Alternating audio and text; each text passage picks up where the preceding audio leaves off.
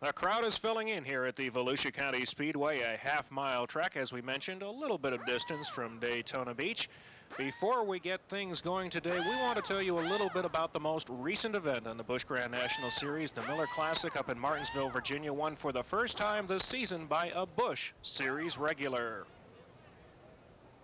So that brings you up to date here as we're ready to run race number 5 of the Busch Grand National Series. Mark Garrow, a little bit different from last year's event. That's what we're expecting today. 19 races of the season last year had a number of caution flags, but nothing like this one. There were 16 caution flags last year in this event. And the tempo for that was set almost instantaneously. They threw the green flag. They went down to turn 2, multi-car wreck. That set the tempo for that race. Total of 76 of the 200 laps in 1990 were run under caution. And a bit of irony for you, if you will.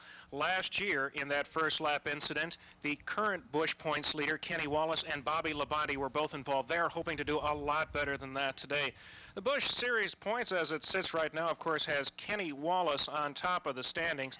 The positions from there, and the next 3 positions are occupied by Dale Jarrett, Harry Gant, Dale Earnhardt, and then Bobby Labonte.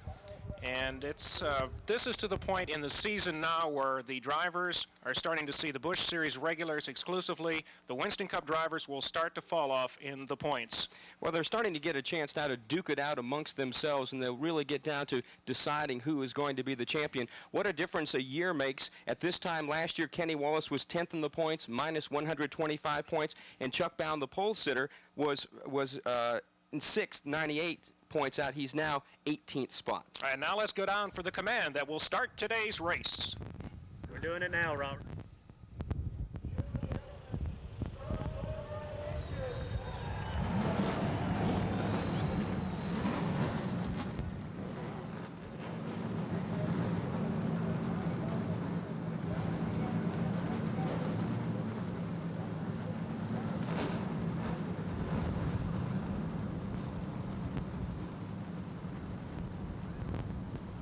.31 V6 engines have come to life on pit road here in Barberville, Florida. The field is made up of 14 Oldsmobiles, 5 Pontiacs, 1 Ford, 5 Chevrolets, and 6 Buicks. Should also mention that there are 9 rookies in this field, led by Jeff Gordon, who will start outside row number 2. He's the 19-year-old. It's mainly a sprint car race. Moving over to the Grand National Series this year, his best qualifying effort to date. And we'll be back to set the starting grid for the Spring 200 in just a moment.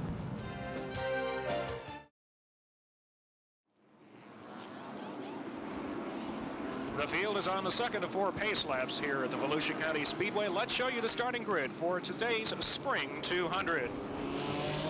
On the pole, Chuck Bound, the 7th time in his career. Robert Presley outside him. In the second row, we're looking for Bobby Dotter and rookie Jeff Gordon. Row number 3 will be Jimmy Hensley and Jeff Burton. The 4th row, Elton Sawyer and Joe Nemechek, nearby Lakeland, Florida. The 5th row, Dave Rezendes and rookie David Green. In row number 6, it'll be Ward Burton and Troy Beebe. Row 7, Kenny Wallace and Bobby Labonte. The next row will be Butch Miller and Tom Peck, followed by Ed Ferree and Tracy Leslie. And rounding out the top 20, Steve Grissom and Ed Barrier. 21st spot, Pat Jones. Then Tommy Houston, the defending race champion, is 22nd. The next row will be Jeff Green and Cecil Eunice. Then Ken Schrader and Rich Burgess. Todd Bodine and Lonnie Rush make up the next row. Then it's Tommy Ellis and Gary Neese. Actually, Richard Lassiter will be in that car. A late change there. Davey Johnson, the provisional position. We are going green in just 1 lap, according to NASCAR officials. The lights are off atop the Pontiac safety car. Chuck Bound, Robert Presley getting ready to lead them down to the green flag. Will we see a race like 1990, or will it be a brand new version? We're about to find out. Well, it's daytime conditions. The weather conditions here are simply beautiful. A little bit humid, as you might expect for Florida this time of year. The field is ready to go. The Pontiac pace car is on pit road. The green flag is out, and we're underway in the Spring 200.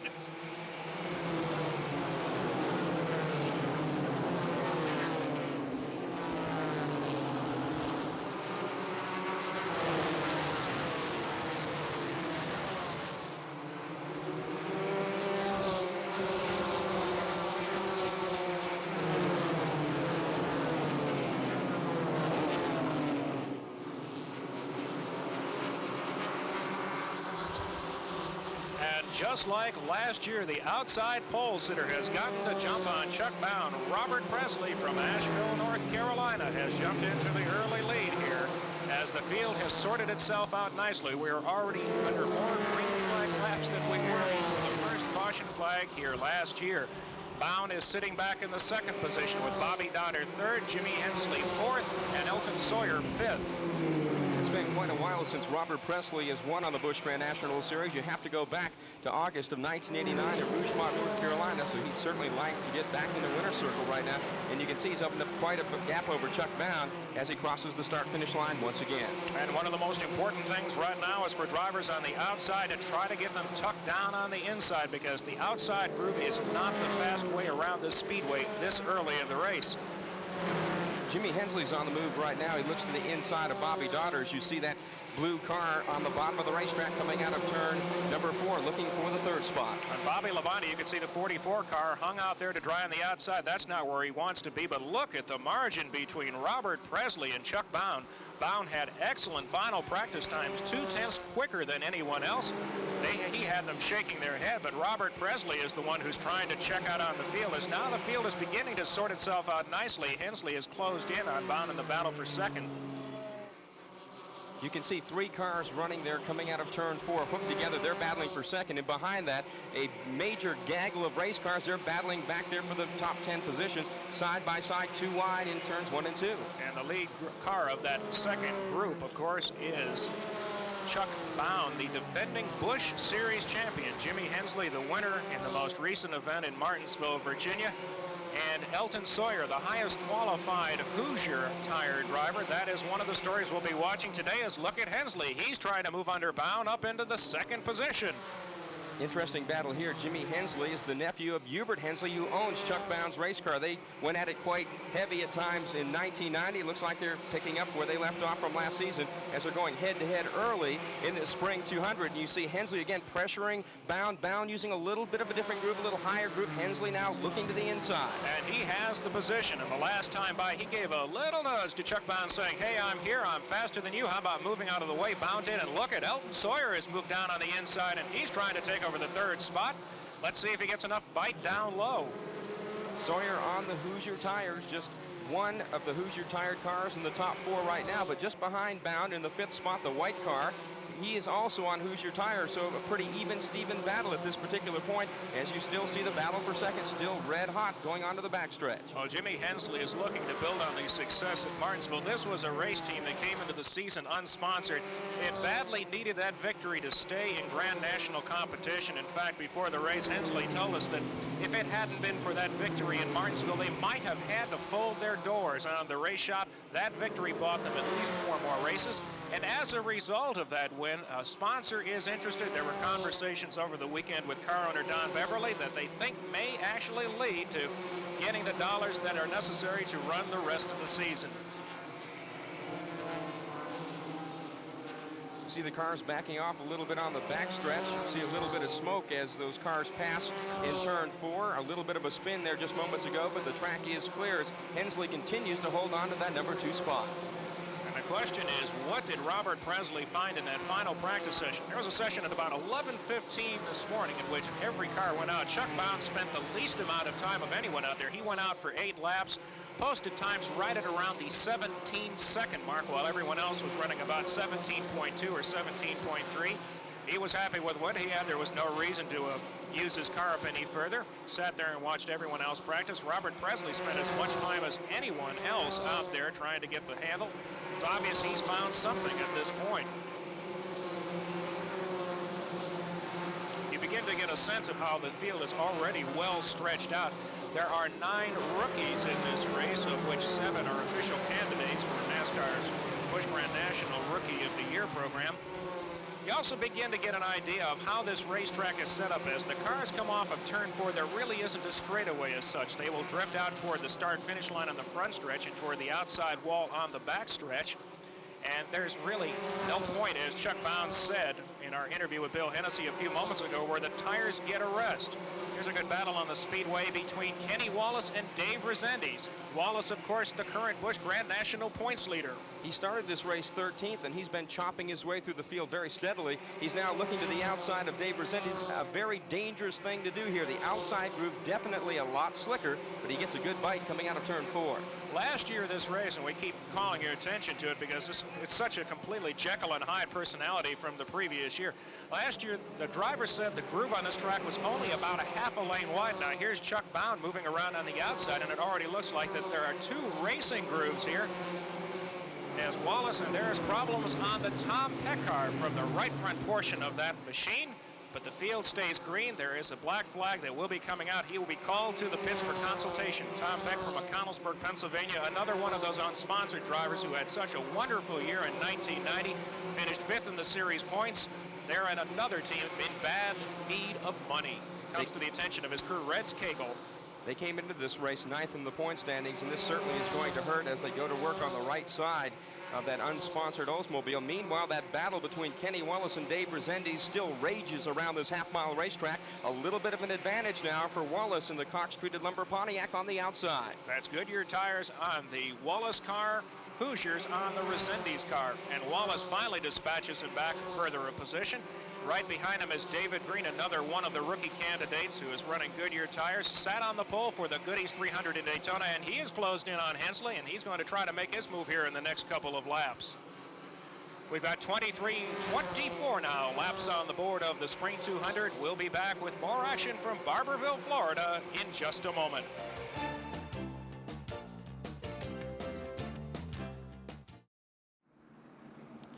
It took 29 laps, but we've got our first caution on the speedway for an incident coming down the front straight. That was the leaderboard. As of this moment, 30 laps, Robert Presley, Jimmy Hensley, Elton Sawyer, Chuck Bound, and Bobby Dotter. But there were a number of cars involved in an incident as coming off of turn 4.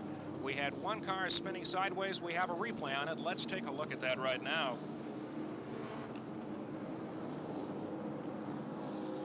Now that's the Jeff Gordon car which triggered all the mayhem. Sliding into that is Ed Barrier, Jeff Green, Rich Burgess. The Cecil Eunice car is there. We also see damage on the Tommy Houston machine and also Ward Burton. So that is 6 cars involved in our first caution of the event. It came out on lap number 29, and a number of the cars that have been damaged have come onto pit road for service.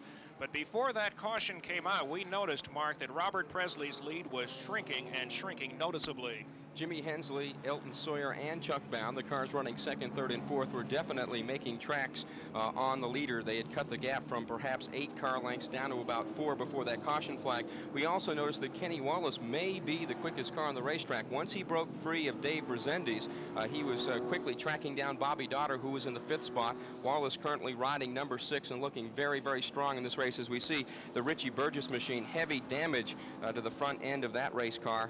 And it certainly will not be as competitive as it once was when the green flag came out just a few minutes ago. Well, the Dover Plains, New York driver has done as much service as he can in the time that he has, trying to stay as close to the lead lap as possible. But he's being held up because the pace car had already passed a position on the track. He will go at least 1 lap down. The field is reformed, and we will go back to green flag action here in just 1 more lap as Mike Harwood tells the field to form up behind the Pontiac safety car. We noticed that Jeff Gordon, who was involved right at the beginning of that wreck, may have suffered the least amount of damage of any race car, which happens sometimes. You sort of get spun free of the accident. His car damaged, just some right side damage on that 4th Thunderbird. As we go back to green flag action, Robert Presley is your race leader with Hensley 2nd, Elton Sawyer 3rd, Chuck Bound 4th, Bobby Dotter 5th. The man on the move, Kenny Wallace, all the way up to 6th, and they will hold him at least another lap now. That will give us a chance to take you a little bit further back through the field. In 7th position is Dave Rezendes, followed by David Green, Butch Miller, Joe Nemechek, Troy Beebe, Jeff Burton, Ed Ferree, Steve Grissom, Bobby Labonte, Kenny Schrader making a visit to the Busch Grand National Series after his victory last weekend, actually last Monday in the 24 hours of Atlanta after that rain delay in the Motorcraft 500. A very important win for that team with the reformed Rick Hendrick Motorsports operation down to just a 2-car program, but already showing a lot of success this season with Ricky Rudd 2nd in the points. and, of course, Kenny Schrader in victory lane for the team. We've been under caution now for 4 laps. We'll stay under it for at least another lap here, as there is a little bit of cleanup work that still needs to be done to the Speedway. Robert Presley's lone Busch Grand National victory came back in 1989 in Rougemont, North Carolina, in one of the more exciting races. This is a man who knows how to get around short tracks. He's a kind of driver who doesn't mind trading a little bit of sheet metal with the others on the Speedway. And the man right behind him is called the Virginia Gentleman. Jimmy Hensley is one of the most popular drivers in the entire Grand National Series. In fact, his win at Martinsville certainly was one of the most popular that we've seen at any time in recent years because of those financial straits. It certainly was an interesting circumstance. Everybody always likes to cheer for an underdog, and with his back to the wall when he had to deliver the goods, Jimmy Hensley did just that in Martinsville, Virginia, and he will be somebody to be dealt with this afternoon. You notice the top 4 cars all are known, as a matter of fact, the 5th place car as well, Bobby Donner, all are known for their short track prowess. They are very, very tough when it comes to the short tracks. They always, at some point or another, find their way to the front. And as we again see the Richie Burgess machine on pit road, a lot of damage to that race car. They're trying to fix it as best they can and trying to get it back into the race. And we also see a couple of other cars also on pit road as they're getting some fine tuning done on their cars that were injured during that crash. Well, Pat Jones is making his first Grand National start on the number 67 car. He's from the Columbus, Ohio area. The field is reformed, and we're about ready to go back to racing, as lining up on the outside is the lap car of Jeff Gordon. The USAC Midget champion will sit back and watch as Robert Presley leads them back to green.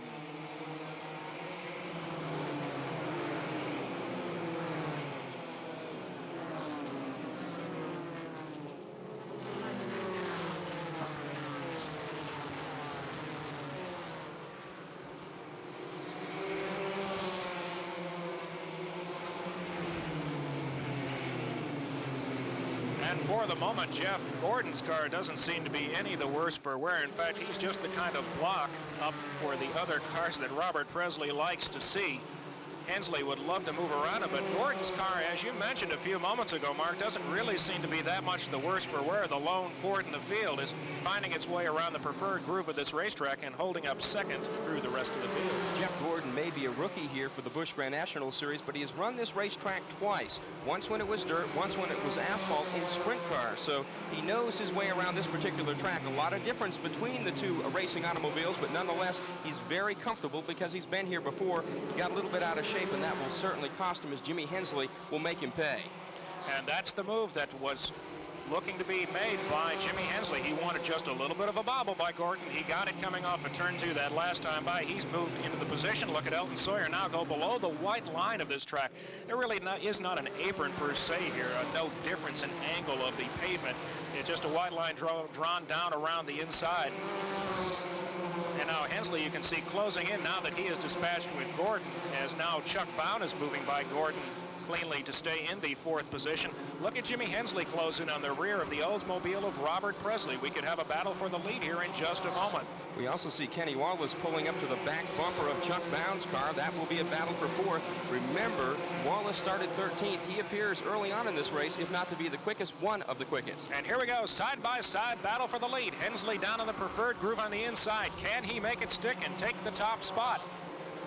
By 2 feet, he has the advantage back to the stripe, a 2-foot advantage there, and you can see he is definitely in the right spot at the right moment. Jimmy Hensley, your new race leader on lap 42. You're also about to find out what happens when you get caught on the outside groove. You don't lose 1 spot or 2. You're going to lose 3, maybe perhaps 4, as we see Jeff Green now in some problems in car number 86. A quick spin, but it will not bring out a caution, as the black flag will be coming out momentarily for Cecil Eunice, who was involved in that earlier incident.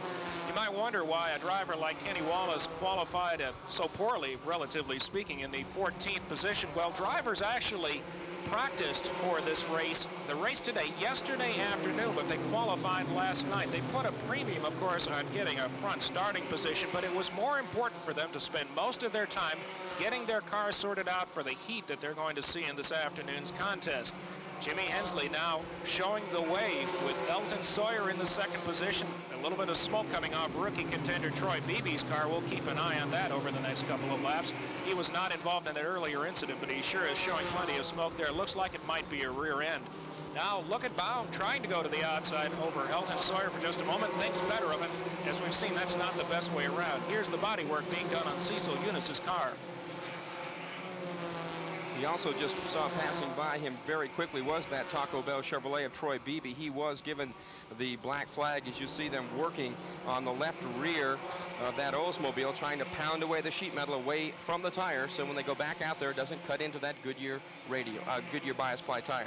Eunice, a busy racer, ran last weekend in the ARCA show in Atlanta, finished a very respectable 5th, but back up front, you can see now where some of the damaged cars from that first incident begin to pose some minor roadblocks for the race leader. They're given the move over flag and do so as Jimmy Hensley leads the way. That's Goodyear on the lead car, Hoosier on the second place car. Goodyear brought a different tire compound here for the right side rubber, which of course is a little bit harder than the left side tire. So there was extensive tire testing done here back in January by Kenny Wallace, and we're seeing that that is actually paying off a little bit, as well as Steve Grissom. But the leader at the moment is Jimmy Hensley. The Virginia gentleman has the advantage. We're 1/4 of the way into the Spring 200 from Barberville, Florida.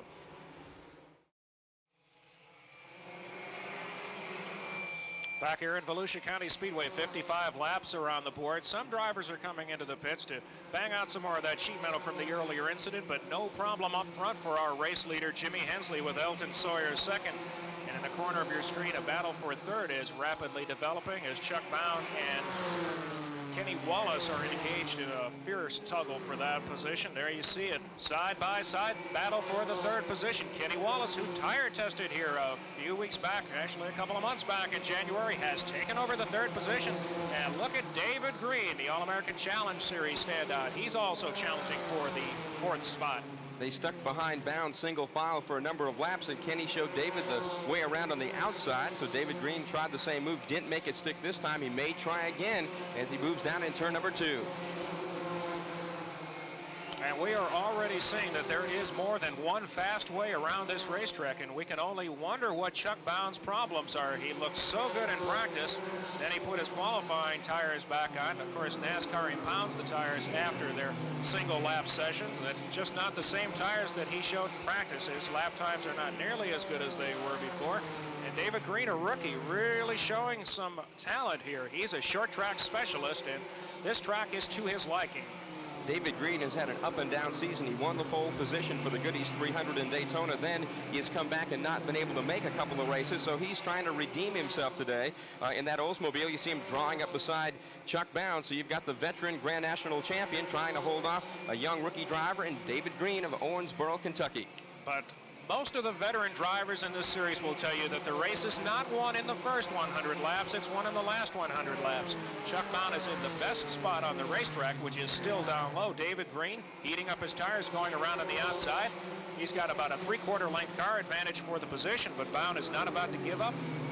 Does now think better of it, and David Green is now up to 4th place. Rookie showing well here at Volusia. We're going to put a stopwatch on our race leaders here and begin to give you a sense of how tire wear affects the lap times themselves. Jimmy Hensley, of course, is the race leader. As you see our speed shot from coming off of turn 4. Cars are all pretty much taking the same line through there with maybe a 1 or a 2 foot exception. Now, Jimmy Hensley just completed that lap at 17.7 seconds. In about another 20 laps or so, if we stay green, we'll check that once again and see how his lap times have fallen off. The tire wars once again have taken hold here in NASCAR, not maybe as ferocious as they were back when they first joined Winston Cup competition to battle against Goodyear, but Hoosier is here with a tire that they ran at Richmond, and so far it seems to be running pretty well with Eldon Sawyer back in 3rd position. Man on the move through the field is Kenny Wallace. Those tire tests that he did back here in January obviously paying off. The Busch Grand National points leader is setting sail for the leader. First 4 races, he's had 3 top 5s and 4 top 10 finishes. You can see him now. He is dispatched of Elton Sawyer, moved into 2nd, is closing in rapidly on Jimmy Hensley. Interestingly enough, you mentioned they came here and tested. They brought back a different car. They just felt this one would be quicker. Apparently, they made the right choice. Kenny Wallace also holds the distinction of being the only Grand National Series regular to finish in the top 10 in all 4 races so far this season. Obviously, the addition of Steve Byrd as a crew chief has made a significant difference. Here's a man who came over from the Rob Morosa winning championship team of a few seasons back, and last year worked with Steve Grissom and helped him achieve his success, 3rd in the final point standings, and now he's joined the Wallace Racing program. And the proof is in the pudding. The man knows how to set up a car in the short tracks. And he has a special knack for working with young drivers, putting a car underneath them, and making them understand why the car is going to work in such a fashion and how they should drive it. And because of his past success, they really listen. And he's definitely been a positive influence on Kenny Wallace. And you can see Wallace just gobbling up the daylight between him and leader Jimmy Hensley. And we'll have a very hot battle for the #1 spot here in just a lap or two. And you can see that the battle for the lead not only is heating up, it's also showing that Kenny Wallace just assumed catch and get around Hensley. He is clearly the fastest car on the track. He's made up more than 10 car lengths over the past 5 laps. You see the lap time's fallen off a little bit more from the stopwatch we ran just a few moments ago, another 7/10 slower. A lot of teams were concerned about tire wear with the heat of the day. This is really the first hot event that we've seen in the 1991 calendar. This race used to be run in the evening in June. Well, they moved it back earlier into the schedule, and that means that both tire companies tested compounds that could handle the temperature conditions, but there was some concern before the race about possible blistering of tires. Look at Kenny Wallace. He is all the way on the rear bumper now of Jimmy Hensley, and we've got another good battle for the lead.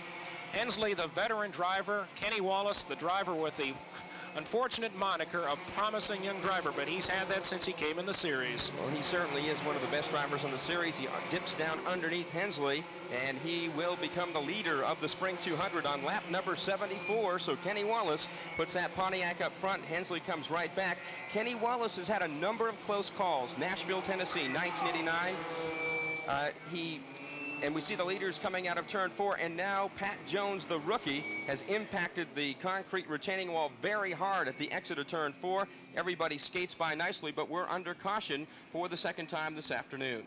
Pat Jones, a rookie from Columbus, Ohio, came south. This is his 4th attempt to qualify for a Grand National show this year. Failed to make 3 of the previous efforts. Did make the field for this race, but he had a rather rude introduction to the wall. His car has come to rest at just short of the start-finish line by about 10 feet. He really pounded that 4th turn wall. You see here on replay, Jones' car starting to spin now, moving to the outside. It fishtails and then takes a hard turn to the right, hits almost directly head on into the concrete retaining wall, and you can see the front end of that car buckling, but you see the roll cage of the car keeping the driver very well protected. But Pat Jones really ripped the wall. That's a rookie driver from New Lebanon, Ohio, and that used to be a Pontiac. Now it's a subcompact. With 76 laps on the board, the leaderboard at this moment is Kenny Wallace, Jimmy Hensley, the David Green machine, Chuck Bond, our pole sitter, and Butch Miller up to 5th. Butch Miller is on Hoosier Tires, another driver on Hoosier Tires. Elton Sawyer has been dropping back steadily. There we see a picture of Pat Jones, age 38, and they say now from New Lebanon, Pennsylvania. But a very hard lick, and a lot of times you try to fight the car, try to overcorrect, you'll get that fishtail back to the right. When it cuts hard to the right like that, you're going to hit the wall a ton, and that's exactly what Pat Jones did. We see Elton Sawyer on Hoosiers falling back, and Butch Miller on Hoosier Tires coming to the front. But the first 4 cars out there right now, all on Goodyears. Well, we'll be under caution here for a few minutes while they clear the debris from the front stretch crash. More action from Volusia in just a moment.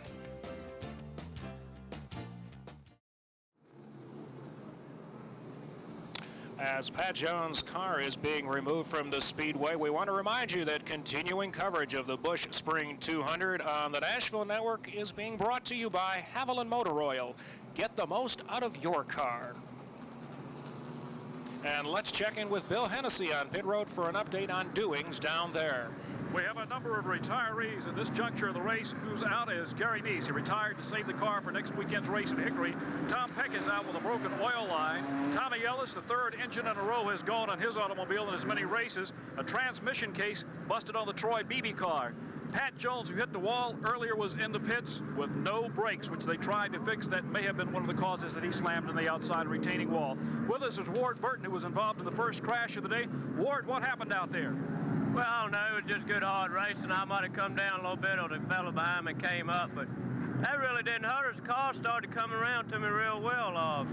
Mr. Henderson, my dad, and all got a good car under me, and the car started handling real good. It just started, temperature started going up on it real bad, so we're going to try to get it cooled down and figure out what's wrong with it and get back out there. A lot of damage on the front end of the car. Is the track slick at this time?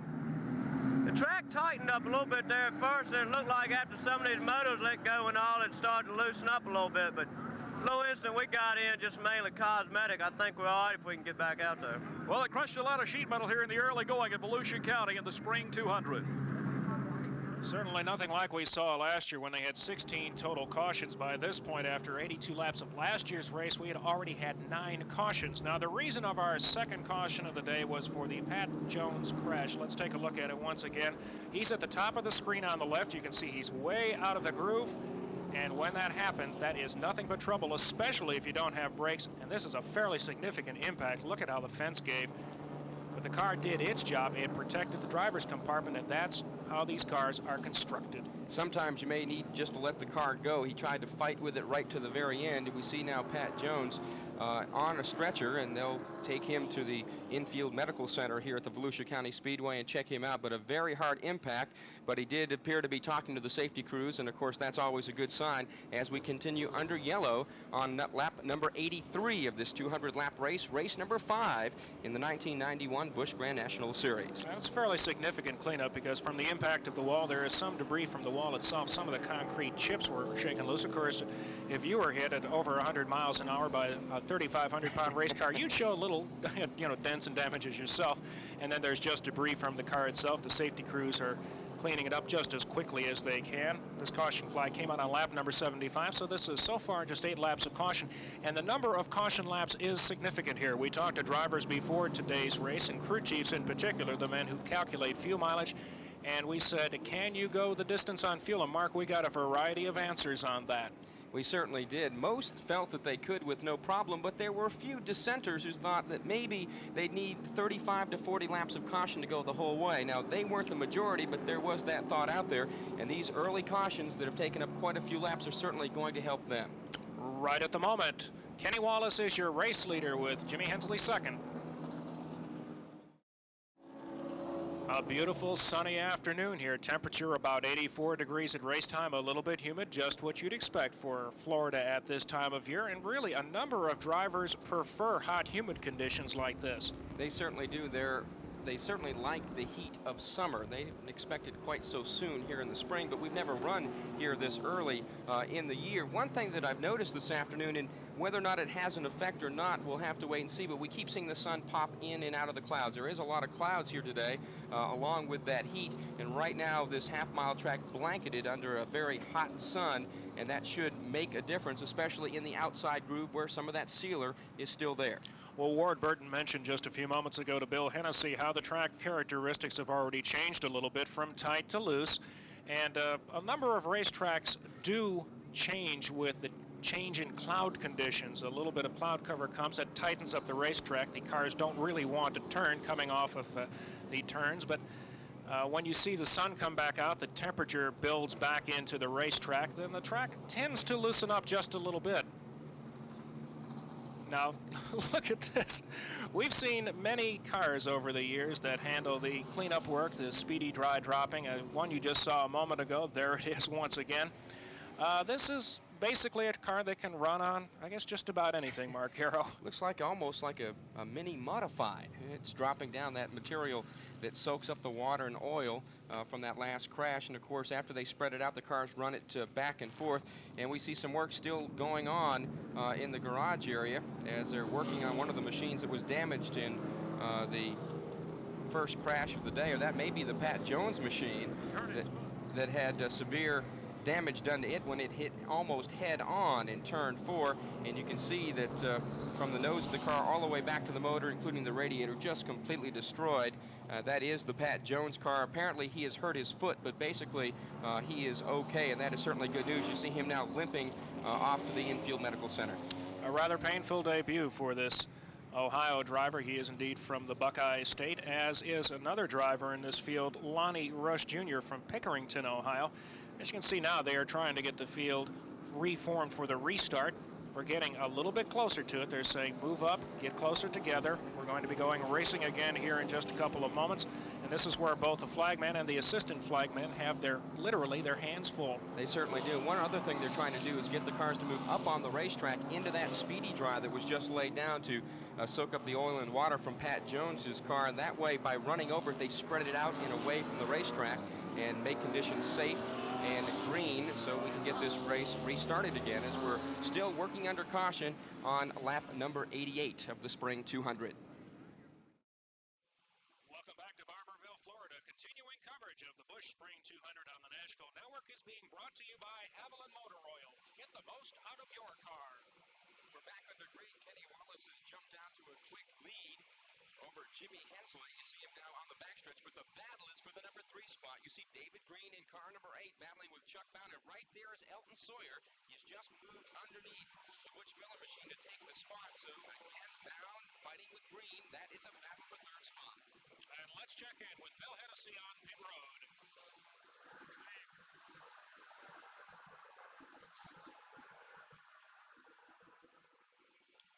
And we'll get down to Bill in just a moment.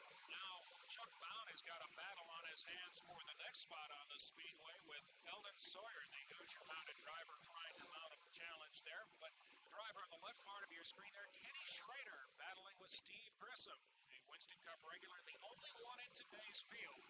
Same was the situation in Martinsville. Well, actually, there were 2 drivers in Martinsville, Virginia. Dale Jarrett and Harry Gann both came over from the senior circuit. But as you see there, David Green is now really put a little bit of distance between himself and Bound.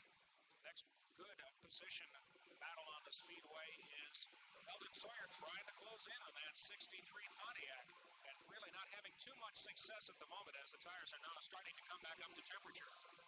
There you see them battling. There you see almost a gap of 8 car lengths there. In your screen, you don't see where the number 6 car is. There you see it there. That is the Steve Grissom machine. He started 19th. The man behind him, Ken Schrader, started 25th. So they've made tracks to the front.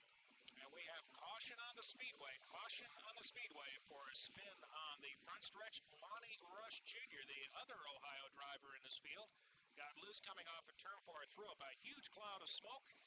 And we are back under caution here at the Volusia County Speedway on lap 100, halfway mark, and we're under caution. And here's a replay of the incident near the tail end. And you can see, just begin to get a sense of what happens when tire smoke billows up. Certainly can. Tommy Houston there, good move in the Roses Buick to move around that race car. He was involved in the first caution flag, that multi-car wreck that we had. Certainly didn't want to be caught up in another one. He was able to sneak by. This race now with these 2 quick cautions taking on a little bit of a look at what we saw last year, where it was sort of a stop and go kind of race. And right now 2 quick caution flags, and we are going back to green very quickly as the flagmen give the 1 to go sign. Just a spin, they've cleared the track, and Bobby Labonte's Penrose Oldsmobile having a little bit of a problem there, and he backs up just a little bit. Now has refired the car, and he heads on to the front of the pack, being led by the pace car. Marlon Rudd drives the pace car around the Volusia County Speedway at 35 miles an hour. That's a good bit below the race speed, and you can bet he'll get off the track just as fast as he can and get out of the way as the field is about to be turned loose again on lap 103. We go back to green flag action.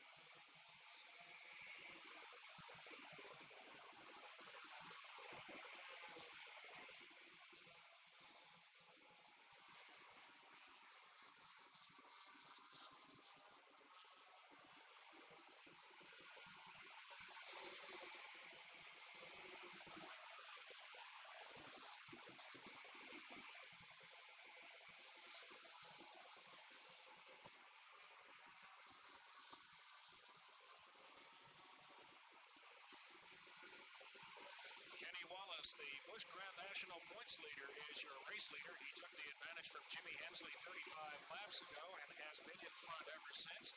David Green is putting on the most impressive charge from his starting position back in 10th. He is up to the 3rd spot right now with Chuck Bound 4th. That is the lap car of Bobby Dotter between them. Kenny Wallace is a driver, as we mentioned before, that sometimes you get labeled with the mantle of promising, which means you haven't fulfilled it yet. But here is a driver, Mark, that I think everyone expects to see future stardom, if not in this division, certainly in the Winston Cup division once he gets some more seasoning. He is long overdue for a victory on this circuit. He has come close, as I mentioned earlier, Nashville, Tennessee, 1989. Last year, Lanier ran second to Bound, ran second this year in Rockingham, North Carolina. So he is very much due for a victory. As a matter of fact, if this was a pregnant woman, she should have given birth last year, because Kenny Wallace has been ready to win for quite some time on this circuit. Only 3 cautions so far here at Volusia County Speedway. We'll be back with the exciting second half in just a moment. Coverage of the Busch Spring 200 on TNN is being brought to you in part by the more than 550 AutoZone stores across America. AutoZone, the right parts at the right price. Kenny Wallace continues to lead this show as we are at lap 120. 80 to go, and you see Wallace now coming up on Chuck Bound. Bound has just made a pit stop. The pole sitter was on pit road to change left side tires, so a bad problem for Chuck Bound has basically taken him out of contention in this race. He is 2 laps down, make that now on the tail end of 1 lap down to Kenny Wallace. He just gets in front of him there, so just about almost 2 laps down to leader Kenny Wallace. And right there in the picture behind Wallace, closing in on him is Jimmy Hensley. And we had a report that he took on the left side tires, which is a little bit unusual. As we mentioned earlier in the broadcast, there was some concern about blistering of tires with the temperatures in today's race. Kenny Schrader, we could just see him pulling on the pit road.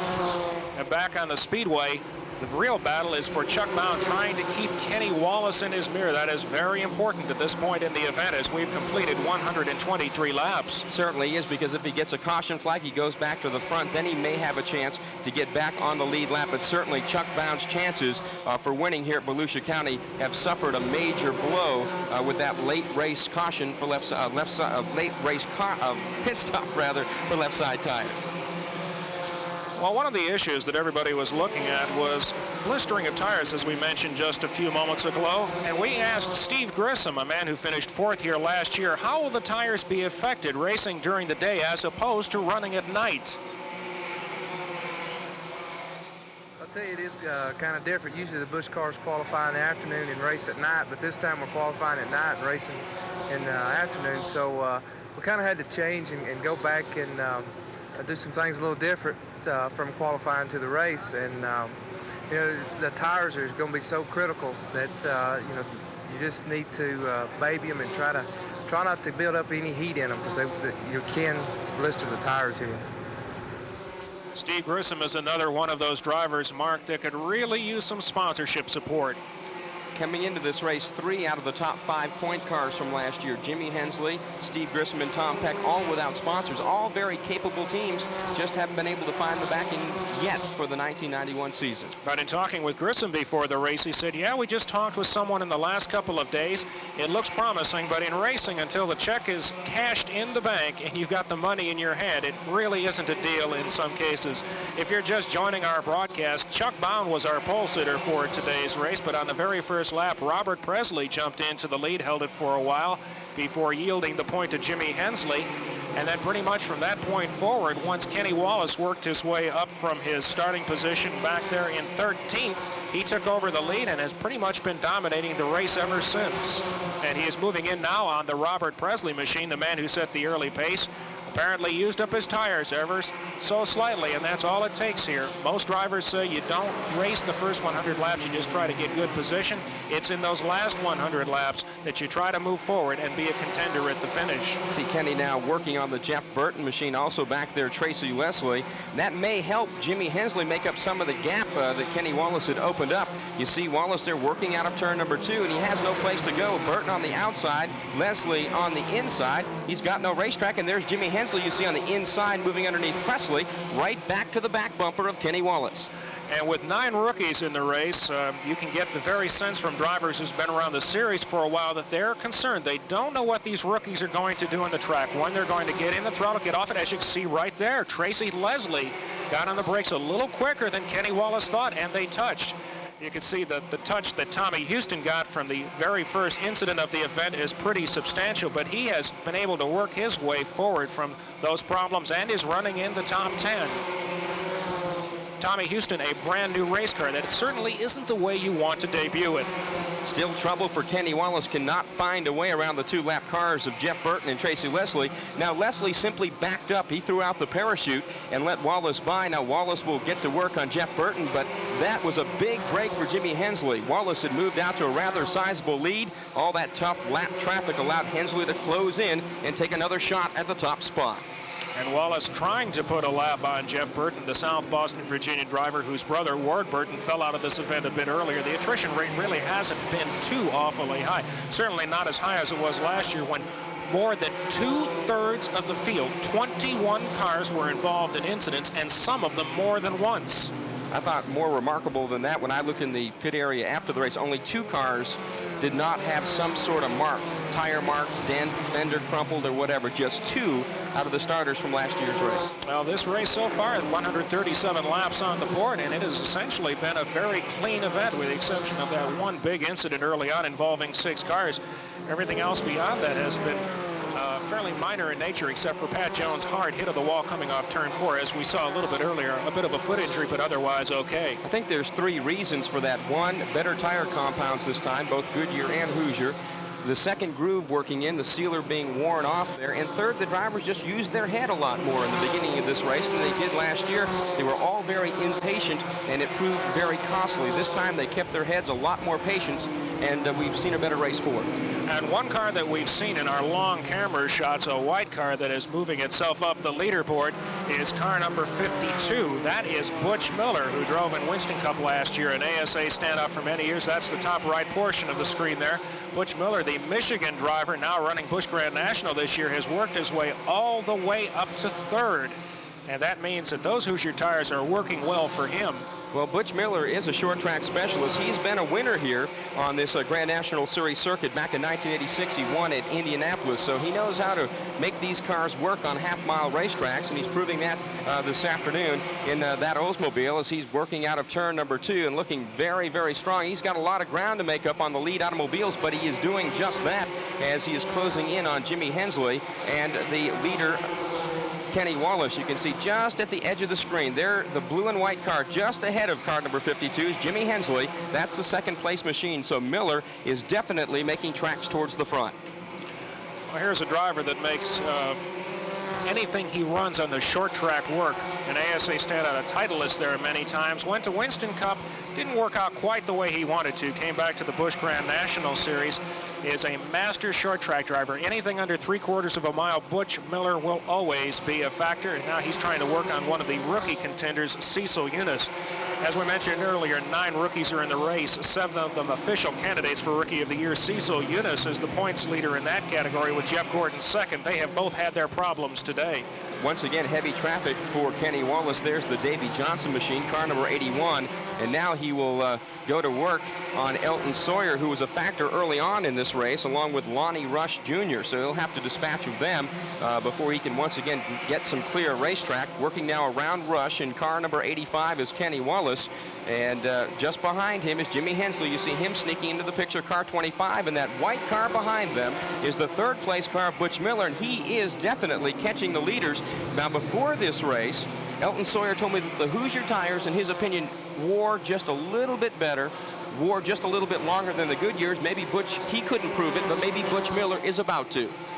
We have 147 laps on the board. We're almost 3/4 of the way through. A Pontiac leads, an Oldsmobile is second, and an Oldsmobile is third here at the Spring 200.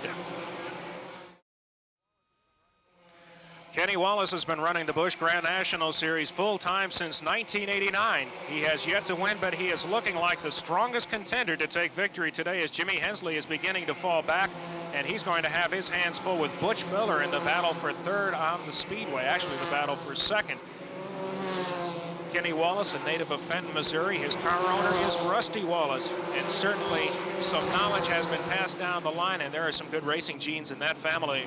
That's certainly the case. They've also got another brother, Mike, who's quite a racer as well, as he proved down in Atlanta during one of the ARCA races, the ARCA race there just last weekend at the Atlanta Motor Speedway. See Kenny Wallace now working some heavy lap traffic. That's Ed Ferree and Elton Sawyer just up ahead.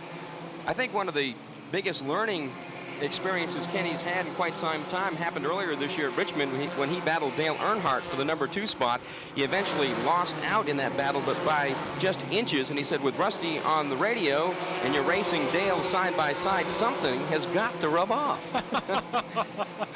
And something like that gives a driver a lot of confidence. Of course, Earnhardt is nicknamed the Intimidator, and you would think that any Grand National driver that would run along with him would essentially defer to him. But Kenny Wallace did anything but that, and it was by far the best battle on the Speedway over the last 25 laps of that event.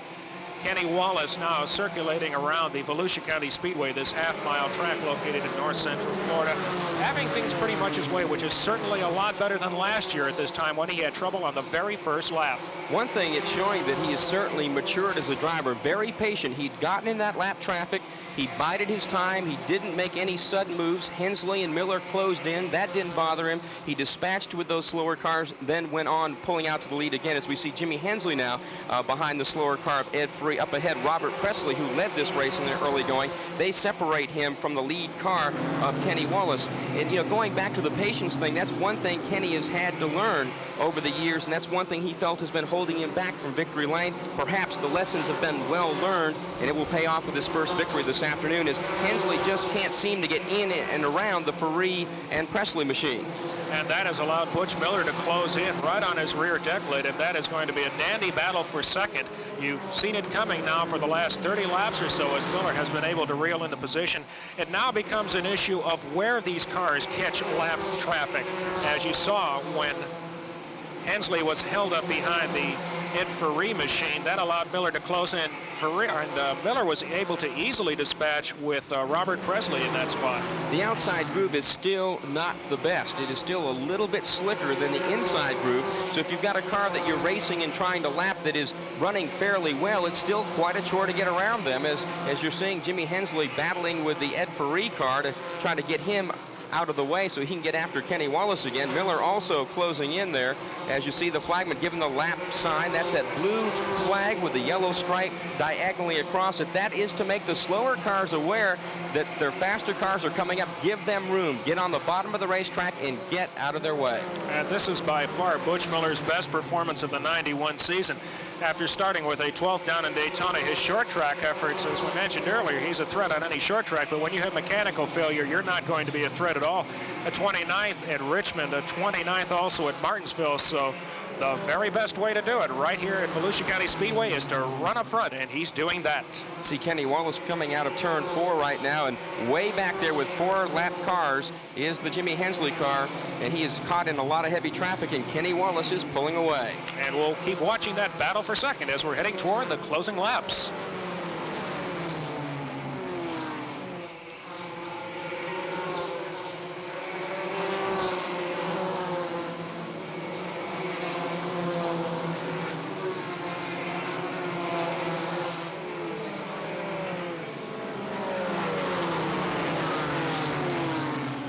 And the battle for second has allowed Kenny Wallace to pull off to a 2-second lead. Kenny Wallace is now only 31 laps away from that Grand National victory. And what might you think Steve Bird is saying to him over the radio right now? Stay calm, stay smooth, save those right side tires. Whatever you do, when you catch the lap traffic wrong, take your time, which is what he's been doing all day long. He is really taking care of that race car, and he's got a lot of race car left as we've got 30 laps to go. Kenny Wallace in very good position, and look at that battle now for second. On the outside, it's Butch Miller. Inside, Jimmy Hensley as they go to dive into turn number 3. Working out of the 4th turn, Miller overpowers him. He takes over the number 2 spot. And lap traffic was partly a factor there because Hensley was down on the inside. That's where the Steve Grissom car was at that moment. Miller took the advantage. He's now up to 2nd place. The question is, does he have anything left for our race leader, Kenny Wallace? He's got an awful lot of ground to make up and not a whole lot of time to do it. 28 laps. Wallace is out there by about 3 seconds now over Butch Miller. Miller working out of turn 2 as Wallace is 3/4 of the way down the back straightaway. And we'll put a stopwatch on the difference between our race leader and Butch Miller in just a moment. And that margin is exactly 2.8 seconds. So we'll see if he can close in further with only 27 laps remaining of the Spring 200 from Volusia County Speedway in a moment. Kenny Wallace may be just 19 laps away from his first victory. Butch Miller is second, but the battle for third is no longer a battle as Tommy Houston, battered, beaten, and smoking, takes the position from Jimmy Hensley. He's been marching smartly through the field over the last 20 laps. What a story, the Hickory, North Carolina veteran, the one man who started every single Busch Grand National Series race. He started 22nd, got involved in the first wreck, went into the pit area. You can see the car heavily damaged on the right side, and he just came smoking back up through the field. He's currently in the second spot on the leaderboard, although we unofficially we're trying to find where Butch Miller goes now at this particular point. We had him second, but apparently now the leaderboard reads Tommy Houston second, Jimmy Hensley is third, and Tommy Houston is the defending winner here at the Volusia County Speedway, trying to make it 2 in a row, but he's got a lot of ground to make up if he's going to do that, because Kenny Wallace has moved away, gap about 3.5 seconds. And we were correct all along when we were telling you earlier that Kenny Wallace was the leader and Butch Miller was second. The scoreboard has now indeed been corrected. But Tommy Houston is the man charging. He is now closed in on the rear deck lid of second place Butch Miller, and we'll have a battle there as once again now they are working through heavy race traffic, and this is where experience on the short track matters the most. It's incredible performance by Tommy Houston. That car doesn't look like it should be running all that well, but here's a man who's been able to get hooked up in the second half of this race. Just ahead of Houston is the number 52 car. That's Butch Miller, the second place machine. And right now, Kenny Wallace is on clear racetrack. The men chasing him are stuck in heavy traffic. That's a big break for him as we've just got 14 laps to go. Wallace has got it in cruise control right now, while the men battling for second and third have turned it up a notch as they go for that runner-up spot underneath Cecil Eunice. And they'll now work on the back bumper of Elton Sawyer coming out of turn 4. But there it is, the second place man, Butch Miller. And right behind him, the blue and white Buick of Tommy Houston. And we've got just 13 laps of racing to go. As Elton Sawyer drifts up high, that allows Miller to go underneath. The question is, can Houston dive in there too? He will be able to get underneath. And now here's the battle for second as it heats up with clear racetrack. It looks like Houston has plenty of car left. The question is, track position being what it is, it didn't matter. Tommy Houston sticks on the bottom side of the track as Miller went into turn 2 a little bit too hard. And now he has to chase down Kenny Wallace, an unenviable task because our race leader is a good distance off in the future. We're putting a clock on him right now to see what the margin is between first and second place. Your race leader is there, Kenny Wallace. The margin between the two cars, Houston and Wallace, 4.7 seconds, and he has only 10 laps left to catch him. After the pit stop earlier for Chuck Bound, he had moved away from Kenny Wallace, and Wallace now has climbed it back up on his back bumper as we see Tommy Houston currently riding in the second spot. But it really appears at this point that Kenny Wallace saved a little something for a rainy day, the last 20 laps of this spring 200, and is really cranking now as we see Tommy Houston, the veteran from Hickory, North Carolina, who came into this race 6th in the point standing. So with this, a good solid finish today, he'll certainly move up. And a steady progression forward as the Ed Ferree machine is going to be pushed behind the wall for a day. Tommy Houston, a man who has progressively worked forward in finish standings, finished 16th in Daytona, then a 13th, a 12th, and an 8th. It's obvious that they're beginning to get their program together. They're moving into a brand new race shop up there in the Hickory Conover area, and once they get that completed, it'll be one of the nicest facilities in Grand National racing. Final countdown has begun. Tommy Houston will really have to pick it up in a major way to track down Kenny Wallace. This is Wallace's 66th Grand National Series race. Will it become the race where he marks his step up into stardom on this series? We're about to find out. He's just 7 laps now, or 6 laps rather, away from claiming his first victory. You see Kenny Wallace there. He's working out of turn 2 and now moving on the back straightaway as Tommy Houston is just making his entrance into turn 1. Kenny Wallace came down here in January to test tires for Goodyear. Even though they didn't bring the same car back, they've obviously learned something. The experience of crew chief Steve Bird is important, and with 5 laps to go, he appears en route to that first elusive victory. Steve Bird apparently has the Midas touch. He turned Rob Moroso and Steve Grissom into a winner. He's about to do it for Kenny Wallace. 4 laps to go for Wallace, and it will keep this amazing streak alive. Wallace has started the year. He will have 5 5 top 10 and 4 top 5 finishes to open the season, and he will certainly increase his point lead. And you notice that Jeff Burton looks in his mirror, sees that the leader is coming up, quickly moves out of the way.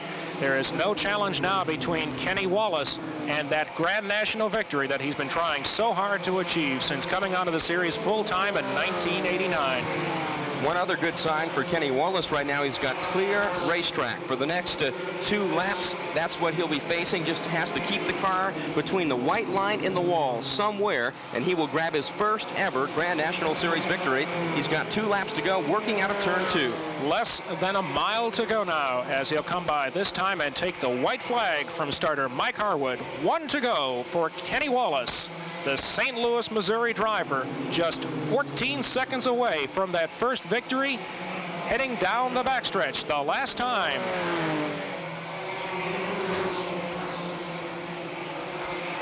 And Kenny Wallace will do it. He will win his first Busch Grand National race here at the Volusia County Speedway. Your Spring 200 winner, Tommy Houston, comes home second.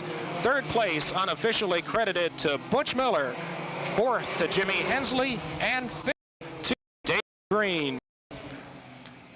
And the smile in that car will stretch from window post to window post. This victory very deserving for Kenny Wallace. It showed just how far he has come as a race driver, showed a lot of patience early on, and like a horse race, when he got to the top of the stretch, he went to the whip. He had plenty of thoroughbred there, and he went on to this victory very easily in the Spring 200.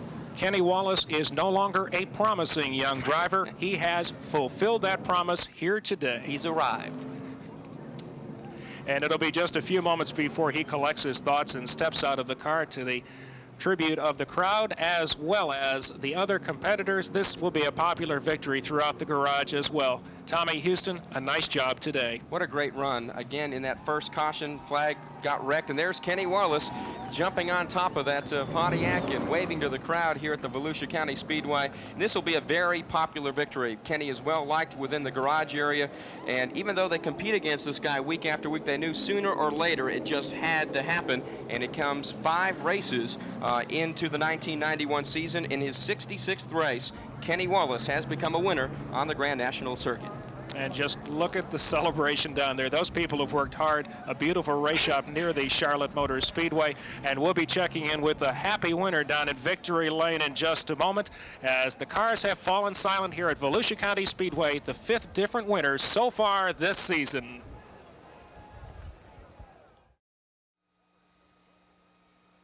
TNN's coverage of the Busch Spring 200 is being brought to you in part by Budweiser, the king of beers with that distinctively clean, crisp, cold taste. Nothing beats a Bud. Now let's go down to Victory Lane with a happy crew chief and Bill Hennessy. Well, the winner of the race-winning car, nothing like it's for Steve Bird, who's also the crew chief for the race. Congratulations, Steve. Again, you brought a young driver to Victory Lane. Well, I'll tell you, he's a real good driver. He's got a real good car owner, his brother. And this team is tough. This team is just unreal. Everybody working here, they're all hard workers, and that's what you need to win races. Was the qualifying last night indicative of what this race was going to be all about? Well, Kenny thought he ran a real good lap qualifying, but, you know, it was just so smooth that we didn't run a good lap. But we knew we had a good race car. You know, this Cox Mobile 1 Miller Genuine draft car was really running. It's early in the season. You guys have maintained your point lead. At the conclusion of this race, do you think you can win the national championship? Well, anything can happen. I've been through this with, you know, like Rob. You know, we thought we had it won, and we had some bad times during the summer. You can have bad luck anytime. But I tell you, this team's so strong. The maintenance of the cars and the way they're prepared. I hope we don't have a bad time, and I hope it keeps going like this because I want to win races.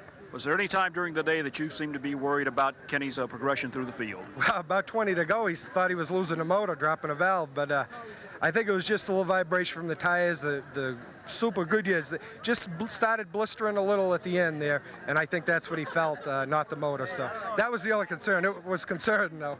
Congratulations on your victory here this afternoon at Volusia County, and also being named the crew chief of the race, Bertie. Thanks a lot. Steve Bird, the winning crew chief here for the Kenny Wallace entry.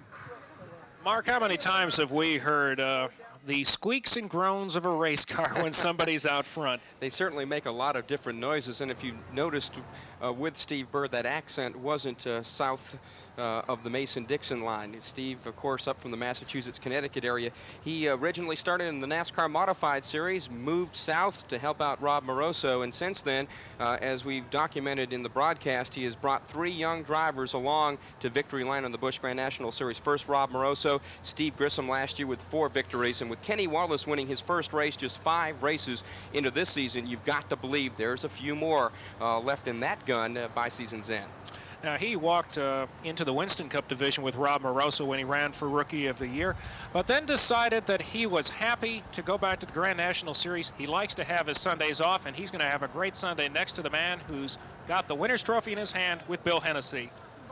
Well, Kenny Wallace. Kenny, it's been a long time since you visited Victory Lane last time in the American Speed Association. You finally picked one off, and your brother's not here. No. Hey, Rusty, what do you think of that, huh?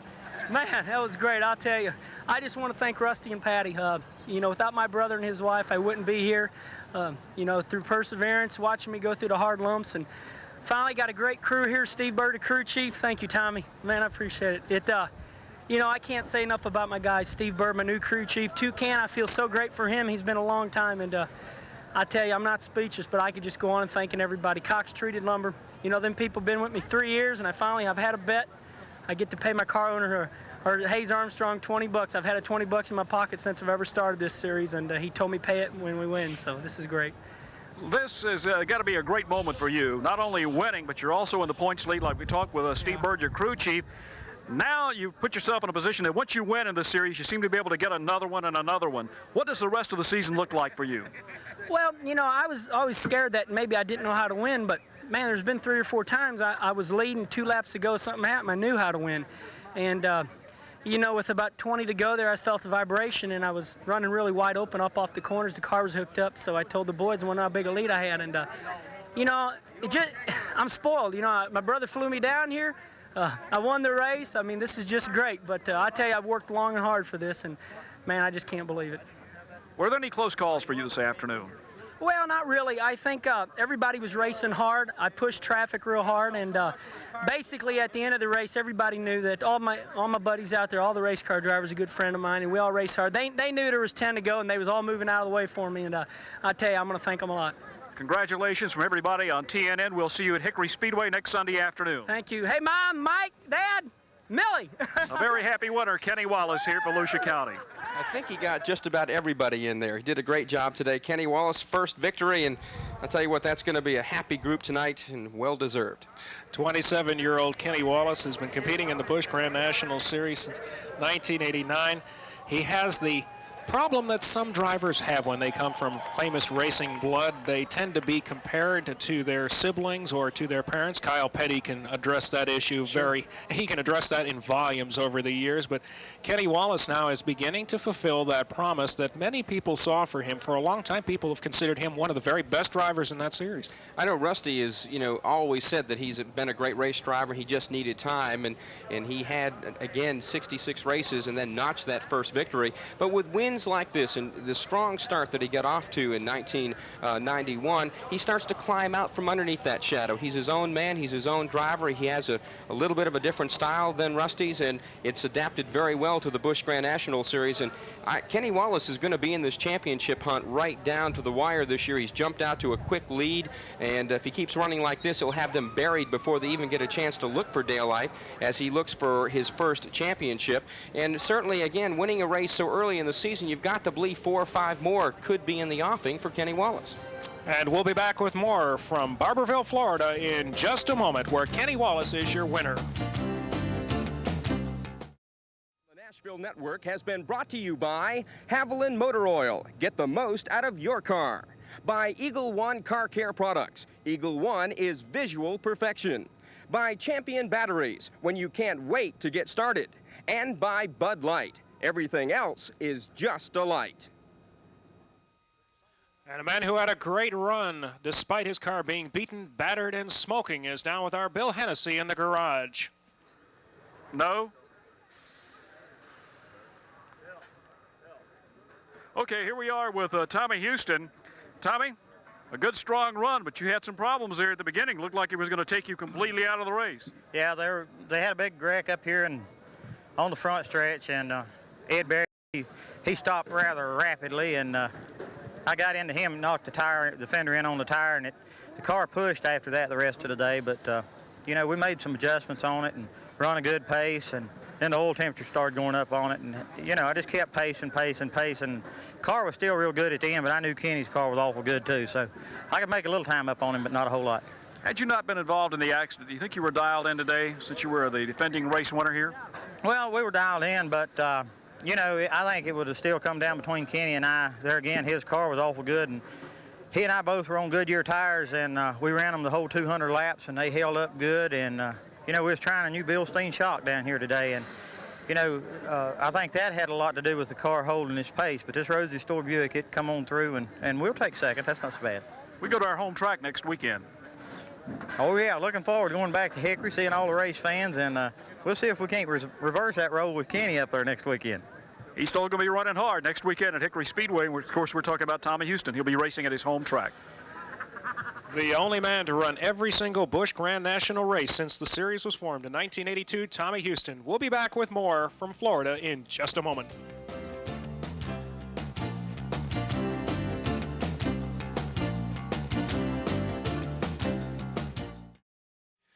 Butch Miller has had a difficult season so far, but he was part of a race record pace today here at Volusia County Speedway set by Kenny Wallace. That's a race record, 85.918 miles per hour. Nothing like the race we saw last year, which was just barely over the national speed limit.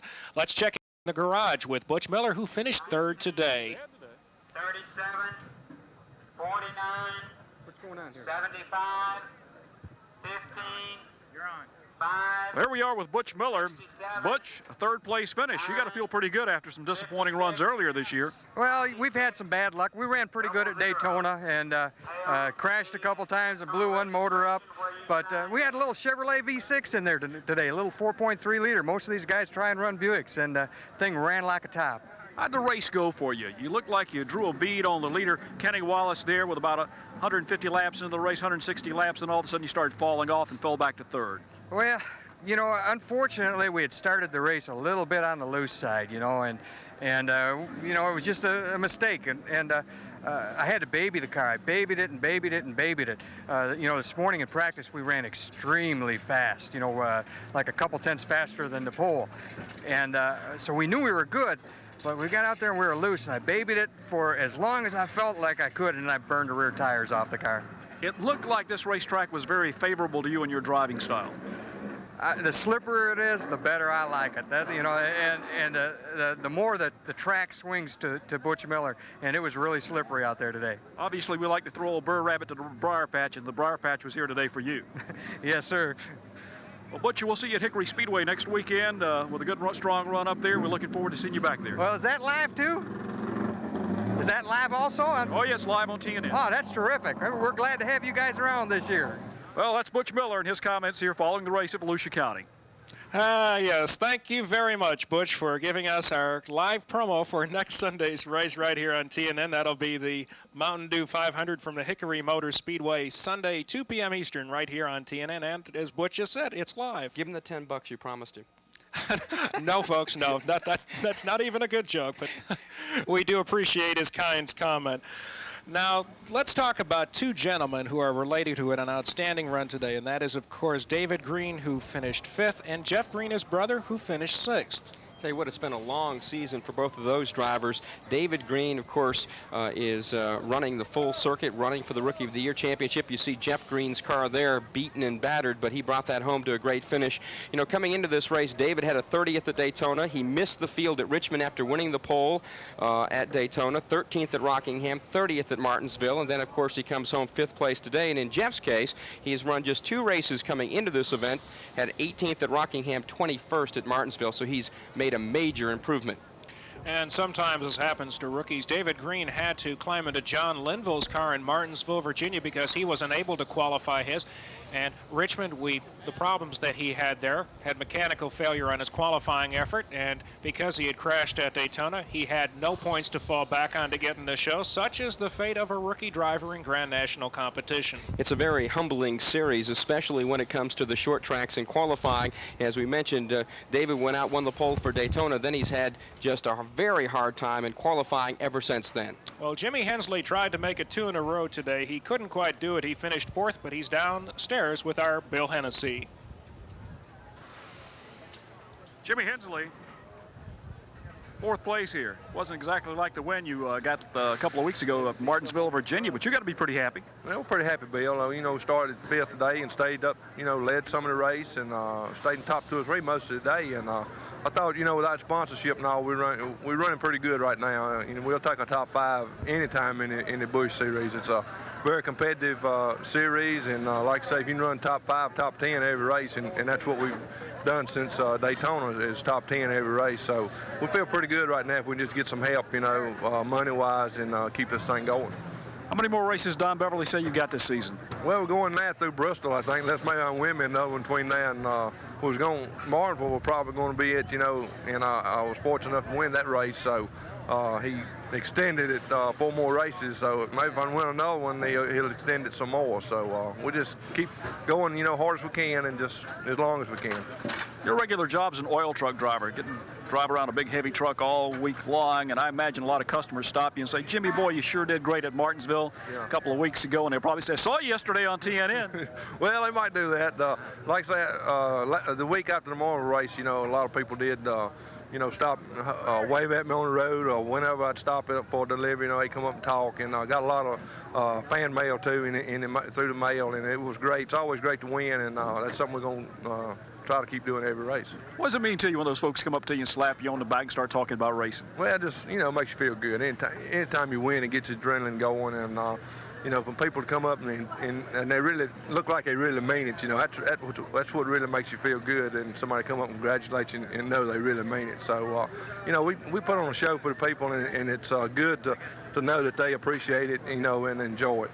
Looking forward to Hickory? We're looking forward to all of them right now, really. I think we're running real good this year, and hopefully we can just keep going maybe and try to catch O'Kenny in this point race. Well, Jimmy Hensley's out to win a national championship. If he can just get a little sponsorship, a little help, he may very well do that. Jimmy Hensley, one of the real gentlemen of the sport. We'll be back in just a moment to give you the unofficial rundown here from the Spring 200 at the Volusia County Speedway in Barberville, Florida. You see your top 10 finishers there. Chuck Bound, the pole sitter, had trouble all through the event, but Bobby Labonte, by finishing in the position he did, has lost a little bit more ground. There's your rundown as you see it there. We'll give it back to you just as soon as we return here for more action from Barberville, Florida. You're watching live TNN coverage of NASCAR Busch Grand National Racing.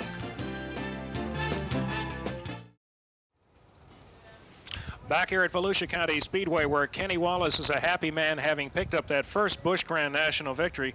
A reminder, folks, that this telecast of the Spring 200 is produced under broadcast rights granted by the Volusia County Speedway and is intended for the private use of our audience. Any retransmission or reuse of the pictures, accounts, or descriptions of this event without the expressed written consent of the Nashville Network and Southeastern Communications Group is prohibited. The announcers selected for this telecast are employed and compensated by Southeastern Communications Incorporated. Let's go back down to the garage and Bill Hennessy with David Green. David Green, you started in 10th place. You had a little experience at this racetrack prior to this afternoon, racing in the NASCAR All-American Challenge Series. A 5th place, a hard-fought battle. Yes, it was. You know, I'm tickled to death. The TIC Oldsmobile ran perfect. I really feel like it's probably maybe a good 2nd or 3rd place car, but our plan was perfect to lap 140. Then lap traffic, I kind of overheated the tires a little bit, and I feel like inexperience in these kind of cars caused that. So I kind of fell back there a little bit, and we ended up blistering some tires. But I mean, we're tickled to death. The deal at Daytona, sitting on the pole, was a big highlight in my career, and then having problems at Martinsville, and now coming here and getting a good finish and a real competitive run, we're tickled to death. I think you're settled in now for the 91 racing season. Are you ready to do it? Yeah, you know, again, Daytona was the biggest highlight of my career, and it came so quick, you know, and it was too much to handle too quick. But now I think we had a good run at Rockingham, and now today, and this team is great. The guys that work on the car, the motors, the cars, owner, the sponsors, everything's perfect, and if they can just put up with my inexperience for a little while, we'll be fine. When we talk about an experience, you're one of the Rookie of the Year challengers right now. You probably moved up a few positions in the points with this afternoon's 5th place finish. Would you like to win that title? Oh yeah, I mean, I keep looking at Kenny Wallace. Every time we go out and practice, I'm right behind him because it just seems like, you know, 3 years ago he sat on the pole at Daytona, and now, you know, he's been close a lot of times, and now he won today. So I really look forward to him, and he's teaching me a whole lot, and I'm really like to win that title this year. Well, Kenny's giving him a little insight, and he was the winner today from Daytona, from Volusia County Speedway here right near Daytona. This is Bill Hennessy along with David Green. Thank you, David. Thank you. Okay, let's give you the final unofficial rundown for today's running of the Spring 200. Of course, your winner, Kenny Wallace, the defending race champion Tommy Houston, was second, followed by Miller in third, Jimmy Hensley with a fine run in fourth, and as you just heard, David Green happy with his 5th place performance. 6th place to his brother Jeff Green, the Owensboro, Kentucky driver, is making that town proud today. Bobby Labonte finished 7th, followed by Todd Bodine, Steve Grissom, and our pole sitter Chuck Bound never really had his car quite right today. He finished 10th. In the 11th spot, the rookie Lonnie Rush, 12th to Elton Sawyer, 13th to another rookie driver, Jeff Gordon. Robert Presley led this race early. He winds up 14th. 15th spot goes to Chicago, Illinois' Bobby Dotter. 16th spot, Tracy Leslie. Jeff Burton winds up 17th. 18th, Dave Resendiz. The Florida native, Joe Nemechek, ends up 19th. And rounding out the top 20, the Pennsylvania driver, Davey Johnson. Unofficially, as we have it, 21st goes to Cecil Eunice, another rookie driver in the series. 22nd spot to Rich Burgess. 23rd, another rookie. The rookies seem to have congregated there in the second portion of the field. Ed Ferree. Ward Burton was the 24th place finisher. 20th to Ken Schrader, who was running well early but then had problems on lap 122 and fell from the event. Ed Barrier from Winston-Salem, North Carolina, finishes 26th. And Pat Jones, involved in that hard crash in turn 4, which he suffered a apparent foot injury, sits back in the 27th spot. 28th to Troy Beebe. The 29th position, Tommy Ellis, who had mechanical failures. Tom Peck in 30th. This could be his last Grand National race. That team said they were just about out of money. 31st, Richard Lassiter climbed into the Gary Neese machine, and that is entire unofficial 31-car finishing field for today's race. Really looking forward to Hickory, North Carolina now, as Kenny Wallace came of age today at the Volusia County Speedway in Barberville, Florida, with his first victory. We should see a great race next week in Hickory, North Carolina. Should be just as good as we saw today. And Tommy Houston is the defending champion of that race, a man who won the very first asphalt race ever run there, late model sportsman, back in the mid-1960s. That will do it for us from the Volusia County Speedway. We hope you've enjoyed TNN's coverage of the NASCAR Busch Grand National Series, the Spring 200. For Bill Hennessy and Mark Arrow, this is Mark Allen inviting you to join us next Sunday afternoon at 2 p.m. right here on the Nashville Network for the Mountain 500. Goodbye.